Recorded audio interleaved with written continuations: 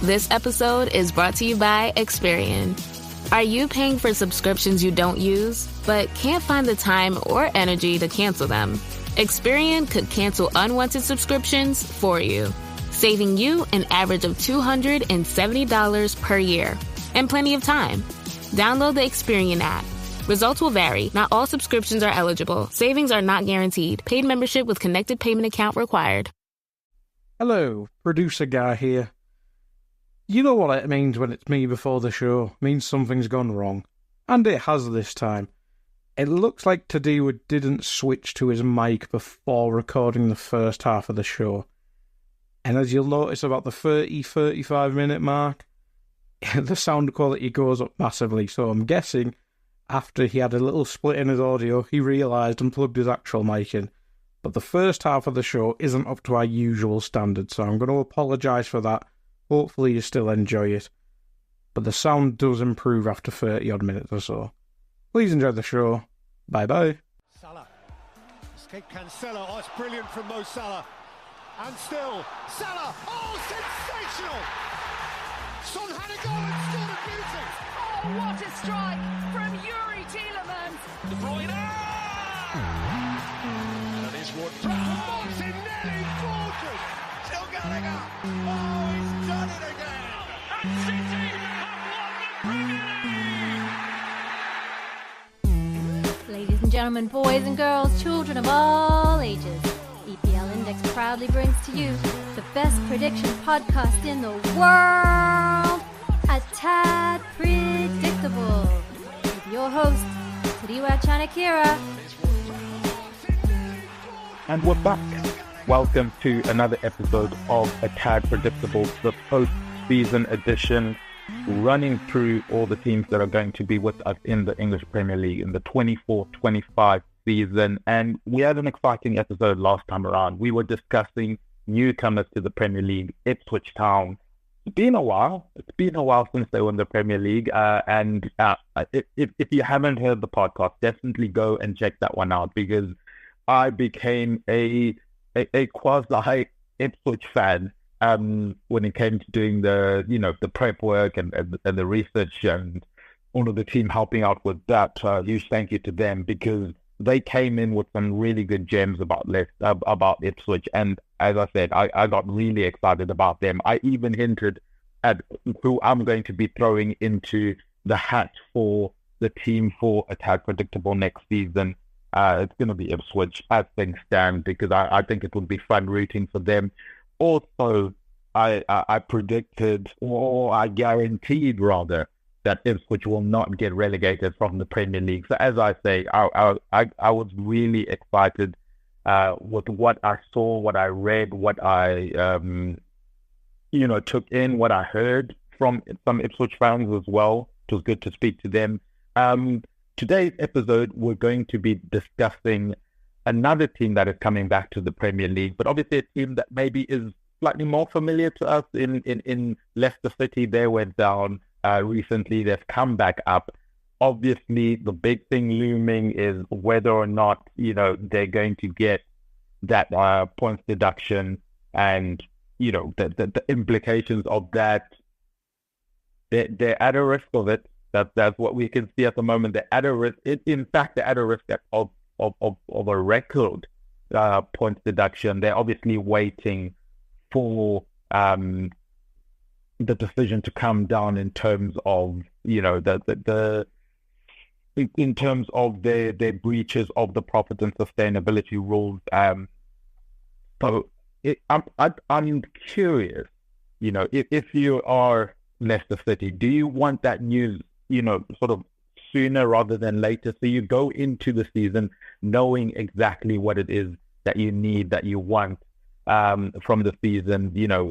If we go in and we know for a fact that we've got a 10-point deduction, okay, we're starting from -10. Let's go and pick up the points. Let's go and see what we can do.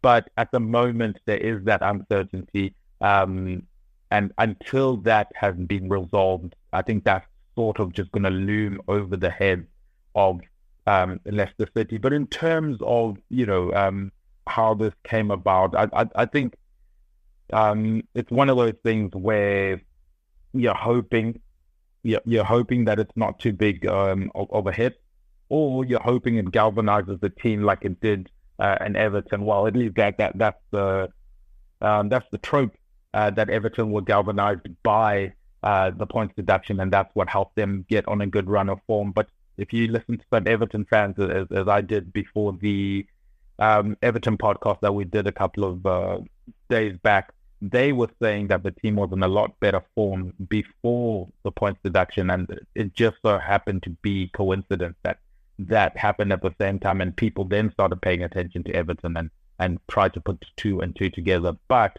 for Leicester City, as I said, that is kind of the cloud that's hanging over what you hope to be a promising season, as anyone does when you get promoted to the Premier League. Now, you probably can sense from, the way I started this podcast, I guess, opposed to yesterday, I'm not as confident in Leicester City as I was in Ipswich when I was discussing Ipswich and their guaranteed stay in the Premier League based on my statement on the previous podcast. With Leicester, it's not as harmonious as I found Ipswich to be. Obviously, there was the whole situation where they're losing a manager as they're getting promoted, and this could have been the same thing for Ipswich. Ipswich were at risk of losing their manager that brought them up. He obviously went on to get a big contract with them. They've got a long-term project that they're building. It seemed from the get-go, in my opinion, that wasn't going to be the case for Leicester City when it came to their manager. Because, I mean, look, when they appointed Enzo Maresca, I got the impression that he was happy to use Leicester City as a stepping stone for, to try and propel him within his career. At any time a big lucrative offer came in terms of an attractive club or a bigger club to go to, I thought he was going to take that chance, unfortunately. And it did come to fruition. Chelsea come knocking. He ends up going to Chelsea. And Leicester are now scrambling to find a manager, at a very, very tumultuous time when you're trying to make sure you've got all of your ducks in a row heading into, a promoted season into the Premier League. So that couldn't have been easy. And the stability there has been shaken. There were rumors, obviously, of the likes of Graham Potter. They end up with Steve Cooper. I mean, I don't know. From my perspective, the worry from, if I'm a Leicester fan base, is that maybe the hope of getting a Graham Potter and then ending up with Steve Cooper. Look, all due respect to Steve Cooper, but I'm assuming there would have been more optimism if a Graham Potter had been signed. In terms of what he could do with the team and their chances of staying up. Because of that, because that carrot was dangled, because there was talk of, that they were trying to pursue a manager like Graham Potter. If things don't start well for Steve Cooper, I think the fans are going to be less forgiving, just because they kind of know what they could have had. If it had been the case that, Steve Cooper was the one we wanted, there weren't any links to other managers that maybe have a higher profile than him, or at least a higher perception of a profile than him, maybe he would get a bit more leeway. But now he's probably got a shorter leash because of that, and that's going to be key. That's why he needs to have a really good start to the season next season, because, I'm worried about the fact that if it doesn't start well, fans are going to be a lot quicker to get upset with him and want him gone than if the situation had played out a bit differently in terms of how they got their manager in. But I think Steve Cooper coming in is a decent shout. I do think he deserves a chance to showcase whether he is a Premier League caliber manager. I think at Nottingham Forest, obviously he kept them up for a season before he then gets relieved of his duties, as they like to say. I think the issue for him at Nottingham Forest was there was clearly a clash between what he wanted to do and the direction he wanted to take the club, and then the direction the owner wanted to take the club. And I think because of that, it made it a difficult working environment. Trying to accommodate Evangelov. Obviously, look, Americanus, he's an ambitious owner. He was willing to spend the money, and I think he had other people speaking and advising him on what players they should be buying. That had nothing to do with Steve Cooper, and those conversations had nothing to do with Steve Cooper. So a lot of the times it looked like they were bringing players in that Steve Cooper didn't even know were going to be brought in, or wasn't even asked his opinion on those players. And then he's having to then, bed them in because big money has been paid for them, and why they're not starting would become a big issue. So I felt it was a bit unfair on him. He didn't get a fair shake. We'll see with Leicester City whether he does get that fair opportunity. But obviously, he's got that uphill battle if it is a record-breaking points deduction, as speculation leads us to believe. Again, does he get a fair shake? Does he get a fair go at the Premier League? I kind of feel bad for it on that perspective. But, he's the one that picked the job. He picked the job knowing that they were potentially going to get a points deduction. So, it kind of reminds me of like Rafa Benitez when he kept picking clubs that had issues, and you end up stop feeling sorry for him and start saying, just pick your jobs a bit better. But anyway, we will see. We will see how he handles it. I think in terms of stylistically, I do like the fact that he showed he can be flexible in the Premier League. We know a lot of his play does, run through the center of the park, but he does it in different ways, in different formations, should I rather say. We've seen it being deployed when it's sort of a five at the back, almost like a 5-3-2. We've seen it deployed in like a 4-2-3-1 system or a 4-3-3 system, predominantly using a counter-attack approach. It seems to be the way that he has embraced playing in the Premier League, and it's understandable with some of the clubs he's having to play against and the teams he's having to play against. It makes sense, but I do like that flexibility that he can change formation, which is a bit different, obviously, from what they would have been used to in the last couple of in the last season, should I say, with Maresca. So that's going to be interesting to see how the players adapt to this, new style, new approach, where the manager is more flexible in terms of changing the shape of the team, rather than a Maresca who's sort of a live by the sword, die by the sword type manager. We're going to play this way, and we're going to back the fact that that's going to make us successful. That's going to be a very interesting contrast. So, if anything, I do think his flexibility does give them a chance to change things up, shake things up if need be. I do also think that his system will suit players like Ricardo Pereira, like Ndidi. I think it's going to suit Ndidi a lot more than Maresca's system. And this is probably why Ndidi's contract ran all the way to him becoming a free agent, was because I don't think he was in the plan of Maresca. And I think he knew it. I think the club knew it. I think Maresca knew it. And I think he would have been heading to a different club if he had stayed. But because he's gone, Steve Cooper coming in maybe deploys Ndidi in his more traditional defensive role, where he's slightly behind some of the other midfielders and he's kind of a shield defender, ball-winning midfielder.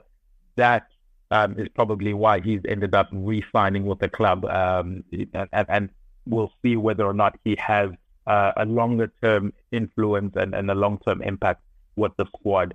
So players like that are probably going to enjoy playing for Steve Cooper. I'm sure Dewsbury Hall would have really enjoyed playing for Steve Cooper, with the freedom that he would have been allowed to join in attack when they do deploy that counter-attacking football. But unfortunately for them, he's followed Maresca to Chelsea. And that's probably where we should continue this conversation, because it's part of the story of instability at Leicester City.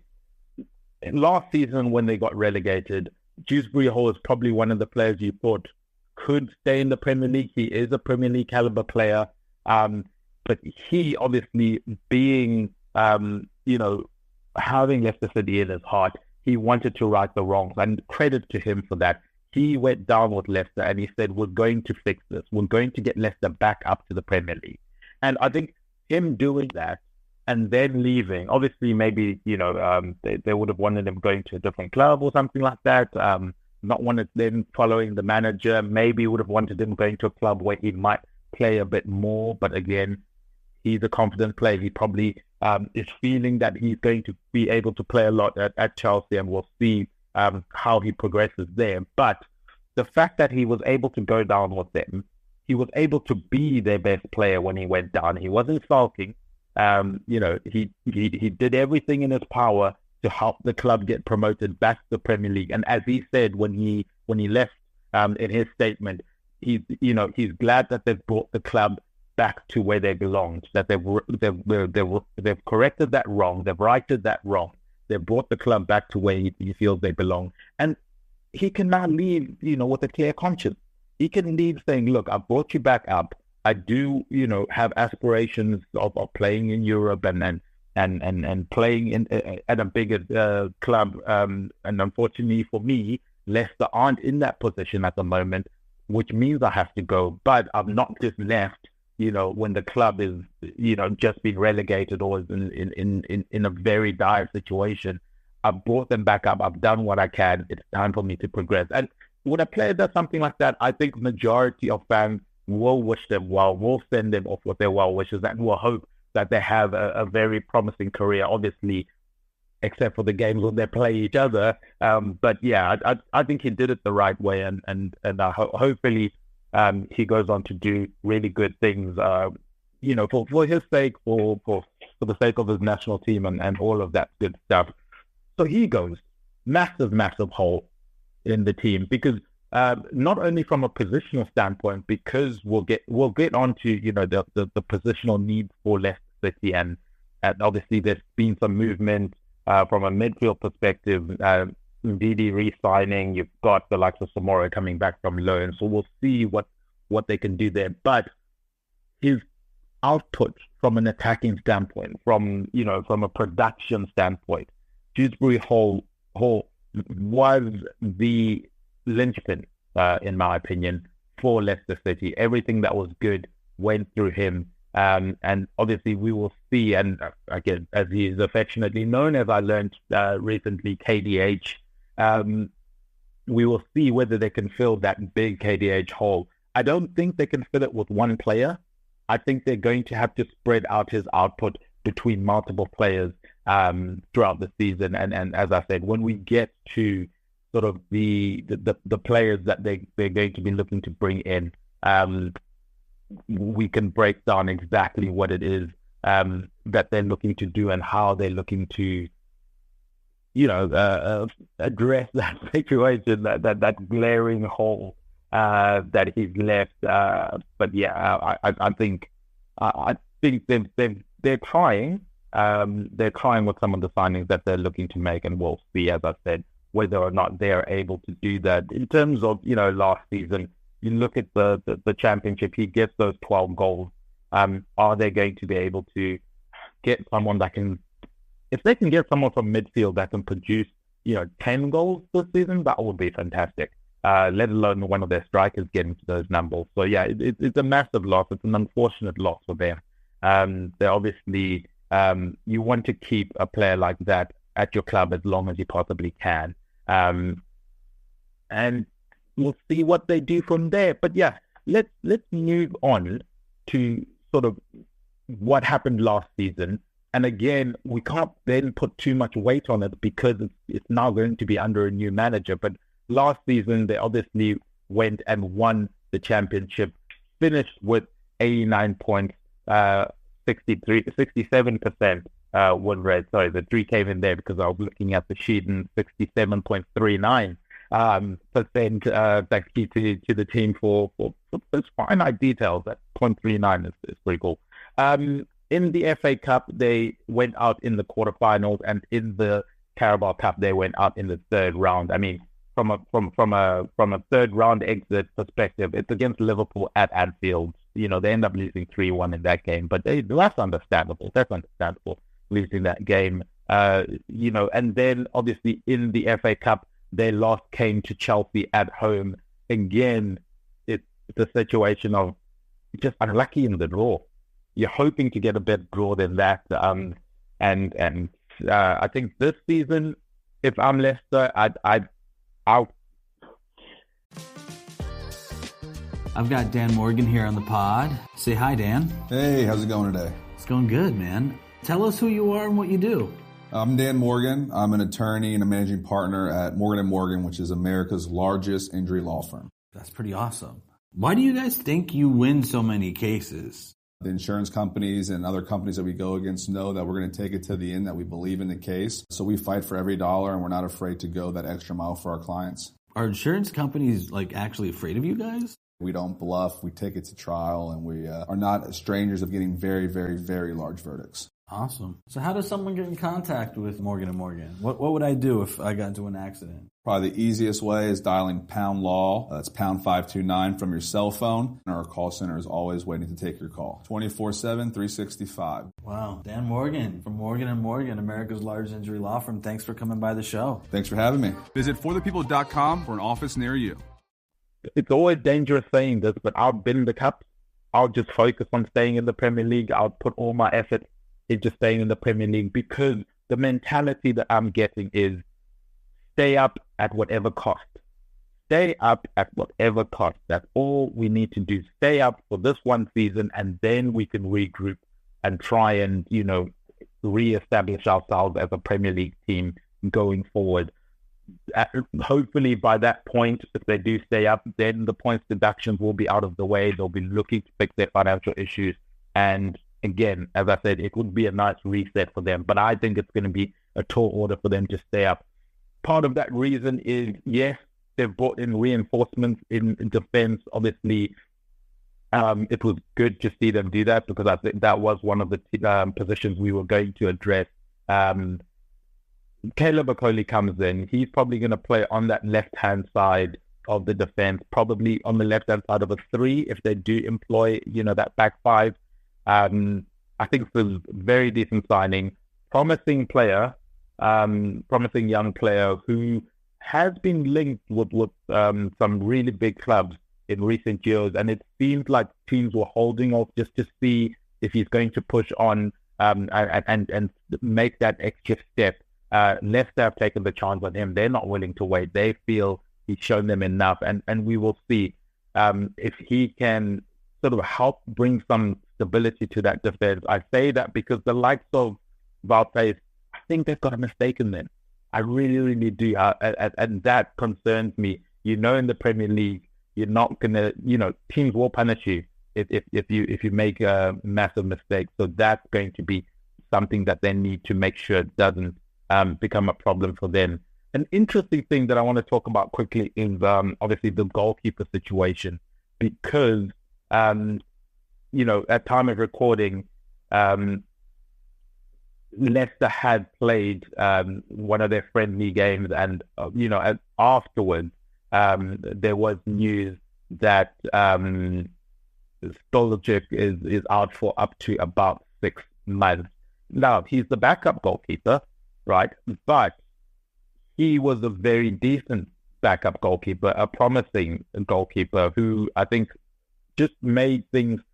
When you've got a really good backup goalkeeper, it just calms things a little bit. God forbid your starting goalkeeper goes out. But if that ends up being the situation where Hermansen does get injured, they're now in a sticky situation, because Iverson was probably a goalkeeper they would have been wanting to sell. That's a very sellable asset, and a club that's looking to generate as much income as they can from sales in order to then go and reinvest in a squad that Cooper has said they do need to bring in some more signings.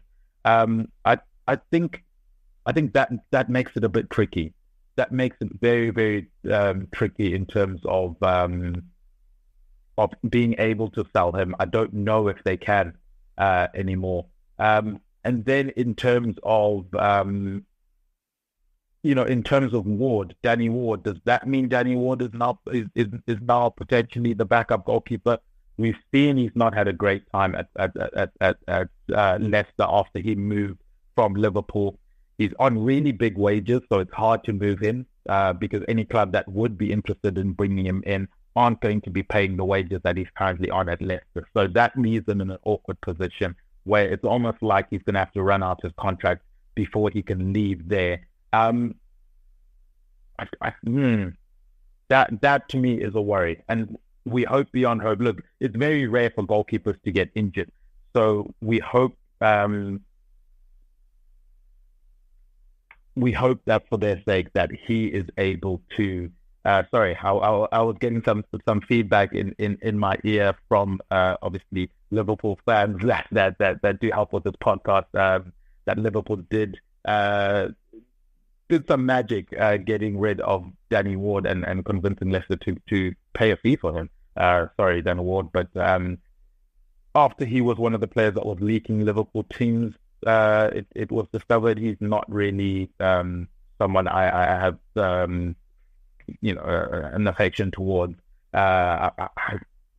Just to go off on a tangent, I really hate when team news gets leaked, and if they find out who that person is, I really do not like that person after that, because it's just so annoying. It's just unprofessional, in my opinion. But anyway, let's move on to the rest of the team. As I mentioned, they needed to shore up defensively from that centre-back position. I do think Okoli does help. If it was me, if there was the resource available, obviously you got a Connor Cody in there that bring the experience. I would be looking for a third. Vestergaard, I don't know. Can they convince Christensen to stay? I guess is probably then the big thing for them. We know he went to Bologna and helped them have a very successful season, and I guess that's going to be the thing. Can he come back, be as energized, be as motivated to help them to help them stay in the Premier League, or does his interest lie elsewhere?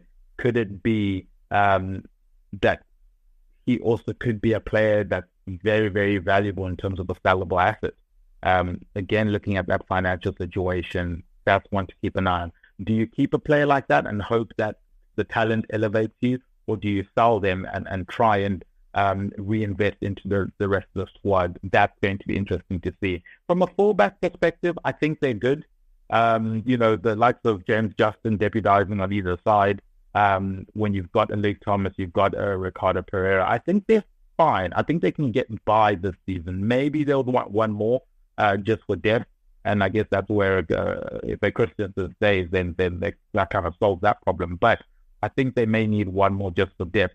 Midfield is a big issue because we weren't sure about Ndidi staying. He's now staying. Okay, great. He's potentially now got a better situation for him. From his perspective, with Cooper coming in, most likely he gets to play a more defensive role than what he was being asked to last season, and that probably suits him better. So you're thinking Winks is probably the mainstay in there. They've brought Michael Golding from Chelsea, but I think he's too young to be given that much expectation to come in and be one of the stalwarts in midfield. I hope for their sake Samari stays and is able to find sort of that form that got him the move to Leicester City. Obviously comes back from his loan spell from Sevilla.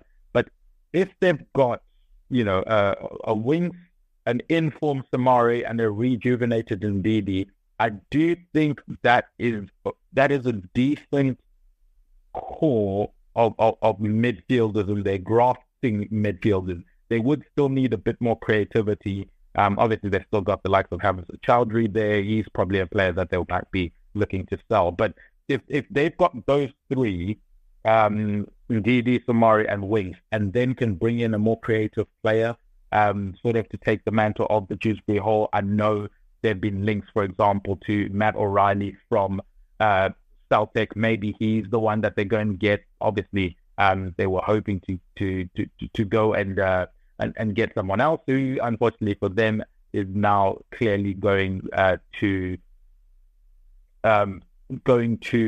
Roma. Well, it seems inevitable, doesn't it, that Sola is going to Roma. He's indicated that he's happy to stay in Italy, and there were flirtations with Leicester, potential that he might have been coming to Leicester, but it looks like... So, if they end up bringing in a Matt O'Reilly, I think that is a player that I'm excited to see come into the Premier League.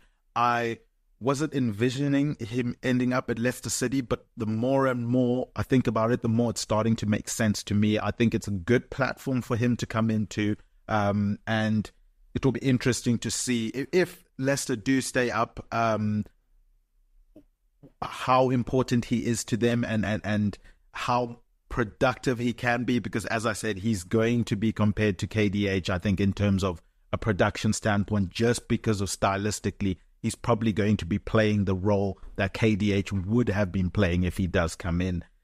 Elsewhere, as I mentioned, they obviously look like they've missed out on Sol, so they went and have gone searching for other wide players, and it looks like they've started negotiations with Arsenal for Reece Nelson. Initial loan with an obligation to buy now. The important thing will obviously be what those clauses are in terms of the obligation to buy. Is it a situation where, they have to buy him if they stay up, or if he reaches a certain threshold of performances or output, maybe goal contribution or something like that? So that would be probably what they're trying to work out now, is what are the things that would trigger that obligation to buy. I would assume it would be if they stay in the Premier League, because I'm assuming from his perspective as well, he wants to go to a team that is playing in the Premier League. And if he goes to Leicester, on loan for a season, and, the obligation is tied to whether or not they stay up. If they don't stay up, it means he's showcased himself at least for a season in the Premier League, and then he can try and get a move to another Premier League team. If they do stay up, it obviously means they've done well, and he can then, continue his career at Leicester and try and look to help them elevate themselves and reestablish themselves as a Premier League team going forward. So yeah, I think that's a good move for them. I think from his perspective, he needs game time. He needs a team that backs him and is willing to afford him the opportunities that he's not necessarily going to get at an Arsenal. And I think Leicester have some exciting wide players. Obviously, consistency is going to be a big thing for them when they've got the likes of, of a Reece Nelson coming in to add depth to their squad. I think that does bode well for them in the long term, in my opinion. Up front is a big issue, I think, because you have that awkward situation where Jamie Vardy's staying. It's not obviously the Jamie Vardy of old. He's got this documentary that he's taping as well. We will see how that impacts, the day-to-day life of the players in and around him. I'm assuming it's going to be more focused on his life outside of, the football pitch and the training ground. Maybe they'll show clips of that, but I don't know if they're going to be as integrated into Leicester City's dressing room as, like an all or nothing documentary series would be. Maybe the focus will be a bit more on things off the pitch. But again, it's probably his last season. His contract runs out next season. By all indications, it's his last season at Leicester City. So it's sort of a last hurrah, last dance for Jamie Vardy. And it's fitting that it's going to be in the Premier League, where he obviously did some amazing things. Concerns over what's behind him. I don't think he should be the starter. So the fact that I'm speaking of him as potentially the starter is worrying for me. They've obviously had the likes of Iheanacho in the past. That's not worked out well for them. He leaves on a free transfer as well. He's still without a club, if I'm not mistaken. They've got Patson Daka. He, again, came in with promise, sort of similar to when Samori came in. A lot of promise, a lot of hype with those players, and they've just not hit the ground running or found their footing and in a consistent way at Leicester City. So we will see whether or not he is a sellable asset and if they can get some money for him and then bring someone else in.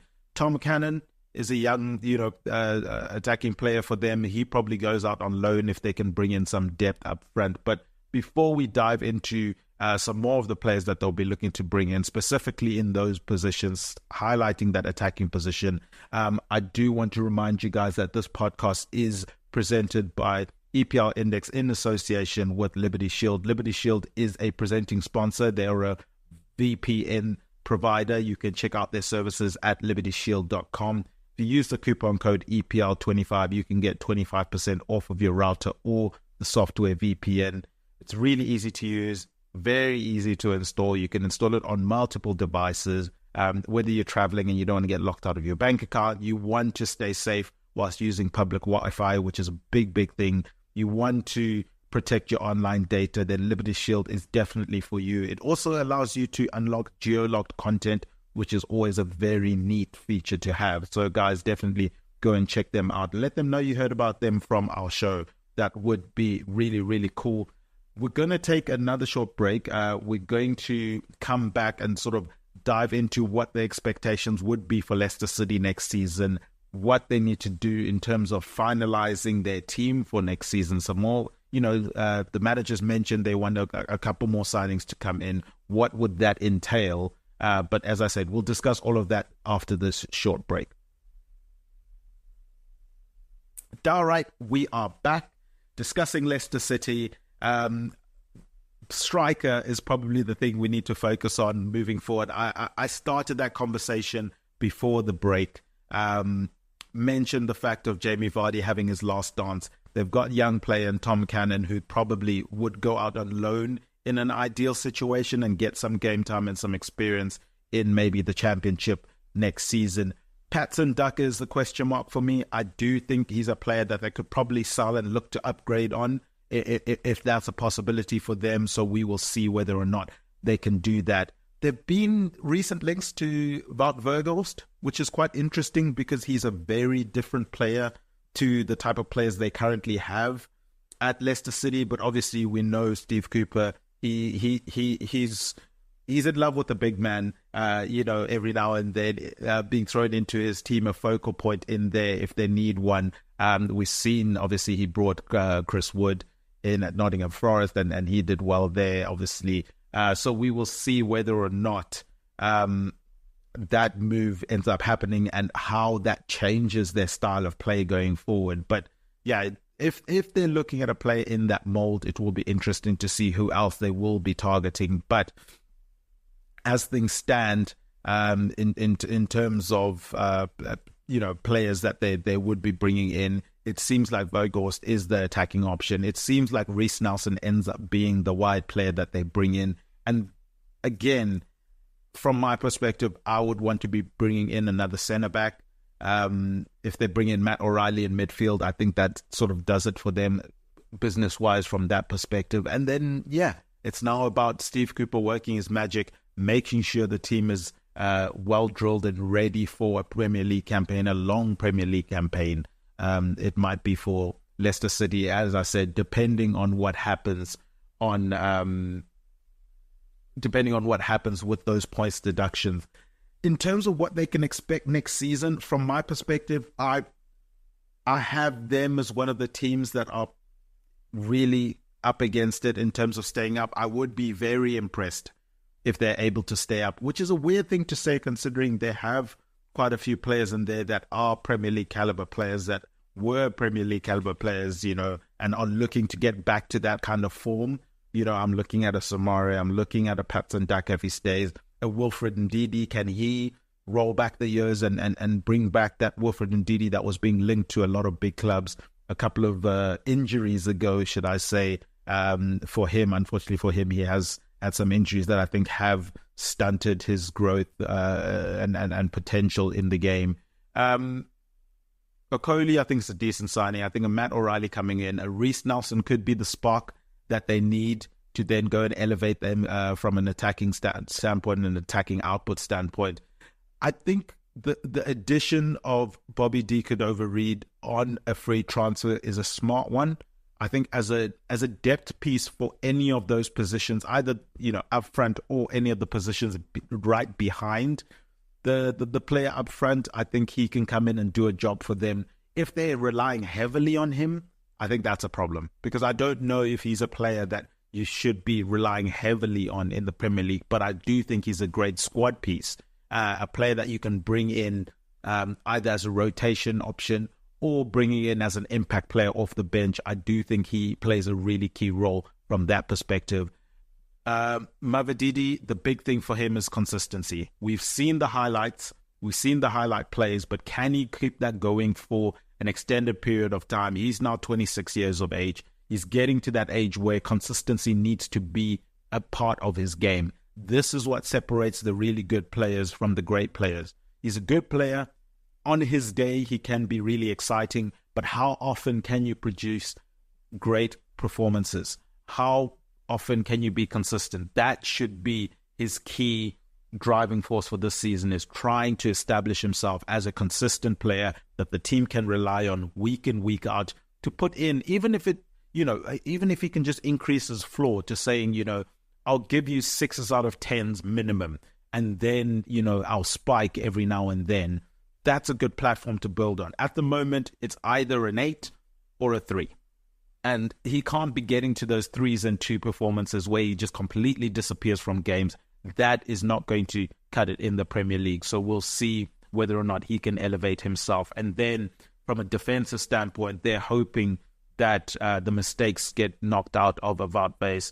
They're expecting a Connor Cody to come in and be that experienced head in midfield. Obviously, Vestergaard, we'll see what he can bring to the team, but I'm worried about him if he's a long-term solution for them as one of those centre-back positions. Okoli is the gamble. They hope that he can come in and be a stalwart in that defence and partner whoever it is, whether it is a 2 or a 3 at the back for them. And again, as I mentioned earlier, the injury to Jakob is very unfortunate because it keeps him in an awkward position from a business perspective.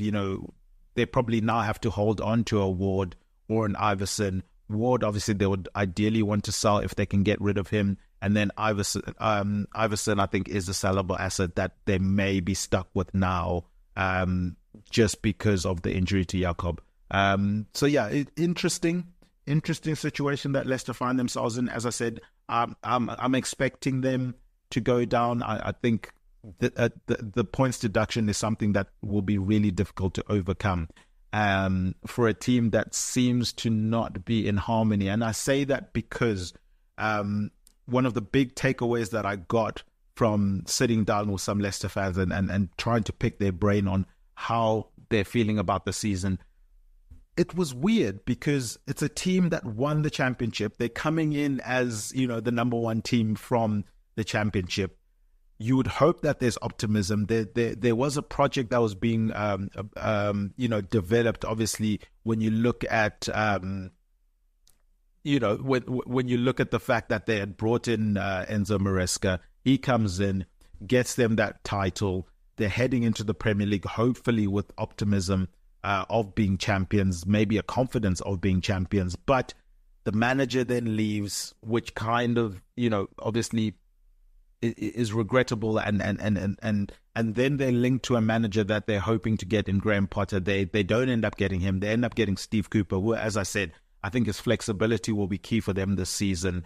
They end up losing KDH, Dewsbury Hall, who I think, I think he's done it the right way, as I've mentioned, in terms of he helped them get back up, but now he wants to go and pursue his personal targets as well, in testing himself in a higher tier, if I can say that without being too disrespectful to Leicester City. So a couple of blows, a couple of punches to the gut so far heading into the season, and then also the situation of I'd be remiss to not mention another player that they have brought in. Obviously, a player that they did have with them last season. He was on loan last season. He ends up being a permanent transfer, and I've kept him in the back burner for a little bit because I wanted to tie him into this conversation about the disconnect that it seems to be between the club and the fans, the owners and the fans. Is they were able to bring back Ishaku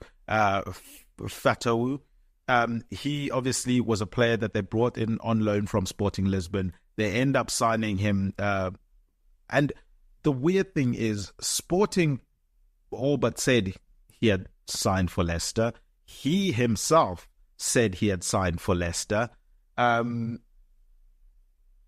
Leicester hadn't said he had signed for him until very recently.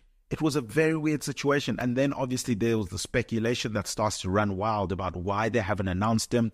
There were thoughts that maybe they were holding off announcing him until the new kit got launched. The new kit got launched. There was no announcement. Then it was, okay, maybe it's the away kit that they were waiting for. It was just a little bit confusing. There wasn't any clarity. There wasn't any open conversations with maybe some of the fan trusts and supporters trusts that you'd think there would be. It just seemed like a weird one. But anyway, he ends up signing for them. But I think the way he's been announced, obviously the video of his announcement ended up being maybe one that it was well worth the wait. And I guess that anxiety then leaves once okay, the player's with us. But it was a cool video. Definitely go check it out if you haven't yet. But that period of time where he had signed, right? But they just hadn't announced it. It just creates a little bit of weird tension between the club and the fans at a time that they don't need it. At a time when the club is putting a gambling, sponsor at the front of their shirt, a club that has been, very open about being a family-first club, and then going and making a move as controversial as that. I know a lot of the fans were upset about that. They felt a bit betrayed by the club by doing that. On the one side, you're saying you're a family club. On the other side, you're starting to put a gambling company on the front of your shirts. We know there's going to be a ban on having gambling companies on your shirts in a couple of seasons' time. So this is only a short-term deal. And the kit launch was delayed because of the issues that they had with finalizing the front of the shirt sponsor. But I think that was a bad move. I think it was a poor move. From the conversations I've had, it seems like a lot of the fans feel that it was a poor move. Getting them, it felt insensitive. You listen to some of the stories, and if you go and read some of the comments, below the posts for the kit launches and players in kit, you can see some of the stories regarding regarding some of the issues that people have faced with their families with regards to gambling issues, and it just leaves a very, very sour taste. Having replaced King Power as the promoted Leicester City shirt sponsor, BC Game comes in, and it's an online gambling and crypto firm. It just doesn't sit well with me. I felt it didn't sit well with Leicester fans, and we will see if these little things, they start to add up. If these little things continue to happen, is that just going to continue to grow the disconnect between the fans and the club? And if you're a team that's coming into the Premier League, and you want that harmony, because if everyone's pulling in the right direction, if everyone is harmonious, if everyone has the same goals and aspirations and vision of what the club is and should be, it makes things a lot easier, in my opinion, to go and have a successful campaign in the Premier League coming in. And these little things tend to make the fans get a little bit more frustrated with the club a lot quicker than they usually would. And I'm worried that that's sort of the journey that Leicester are taking at the moment. And until they course correct that, until I start to feel that sense of harmony clicking between Leicester and their fan group. I can't get on board with them, mounting a formidable season this season and being able to stay in the Premier League despite what could potentially be a record-breaking points deduction. So I'm sorry to Leicester fans that maybe this is a bit more gloomy than what you may have been expecting, especially after yesterday, how in love I was with Ipswich Town. But I can only speak on what I feel. I can only speak on, based on what I've looked at, what I've researched, what I've heard, who I've spoken to. What did I take away from all of that?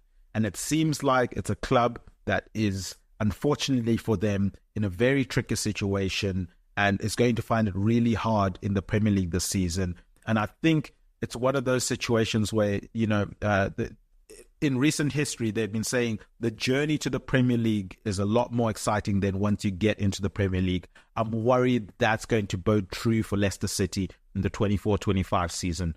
The champions winning run last season, the journey into the Premier League, the hope, the aspirations before, obviously, they end up losing the manager, they end up losing one of their key homegrown players, losing out on a manager maybe that they would have wanted a bit more than Steve Cooper. I think before all of that, when they were optimistic and hopeful, I think they've just been punched in the gut one too many times this season, and it's going to be a tough season for them. But hopefully I'm wrong for their sake. Hopefully they prove me wrong, but I will be watching and we will see how they do. But that is going to do it for another episode of A Tad Predictable. Guys, go and check out all of the content on EPL Index website. There are obviously news about all of the preseason friendlies that are kicking off in recent weeks, the transfer news, if you want to keep up with that. We will obviously, in our next episode, be discussing Liverpool Football Club. No spoiler. Well, spoiler alert. If you're new to the podcast, Liverpool is my club of choice. That is the club that I've supported since I can remember. And we're going to go very deep into Liverpool. So definitely come and join me for that one. I have a lot of thoughts. Some of them aren't as popular with Liverpool fans as maybe people would like them to be. But I'm always honest. I always call it like I see it. And yeah, I'm going to come out guns blazing for Liverpool because I want my club to be successful. I want it to be the best that it can be. And it's a transition season for Liverpool. Obviously, the big change being Jurgen Klopp leaving, Arne Slot coming in. There's a lot to talk about and sink my teeth into. But yeah, that's going to be it for this episode of A Tad Predictable.